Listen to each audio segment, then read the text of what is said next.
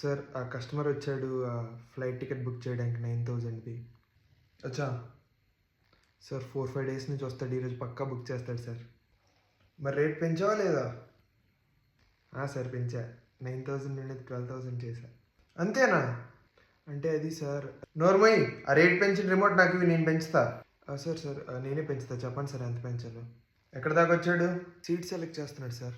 Okay ఒక నిమిషం ఆగు, పర్లేదు సార్. లాస్ట్లో పేమెంట్ పేజ్ దగ్గర ఉన్నాడు సార్. ఓకే, ఇంకొద్దిసేపు ఆగు. సార్ యూపీఐ ఐడి కొట్టేస్తున్నాడు, పేమెంట్ పెంచమంటారా? ఇంకొద్దిసేపు ఆగు. సార్ పేమెంట్ చేసేస్తున్నాడు. ఇప్పుడు పెంచి. ఎంత పెంచాలి సార్? 35,000 చెయ్యి. సార్ మరీ 35ఆ? నువ్వు పెంచరా, నీకేం తెలియదు సార్. మరీ ఎంత పెంచితే బుక్ చేయడమో సార్. ఎవరితో మాట్లాడుతున్నావు తెలుసా?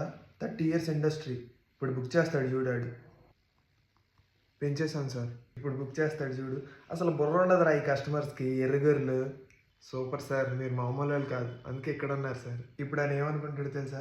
ఎలాగో లాస్ట్ వరకు వచ్చేసాం, 35,000 కదా, బుక్ చేసేద్దాంలే, పర్లేదు అనుకుంటాడు. అవునా? ఓకే సార్, ఎంత పెరిగిపోయింది ఏంటి? ఫోన్లో ఈసారి ట్రైన్లో వెళ్ళిపోదాం. సార్ వెళ్ళిపోతున్నాడు సార్. వెళ్ళిపోయాడా? సార్ మీ వల్ల వెళ్ళిపోయాడు సార్. కామ్గా 2-3 వేలు పెంచుంటే బుక్ చేసేసాడు నీట్గా. అంటే అది పర్లేదులే, అప్పుడప్పుడు అవుతుంటాయి సార్. ఇంకో కస్టమర్ వచ్చాడు, వీడికి ఎంత పెంచాలి? 1 కోటి రూపాయలు పెంచమంటారా? నువ్వు చెప్పిందే కరెక్ట్రా, 2-3 థౌసండ్ పెంచు. అదే సార్ చెప్తున్నా, అన్యాయం చేయొచ్చు కానీ న్యాయంగా చెయ్యాలి.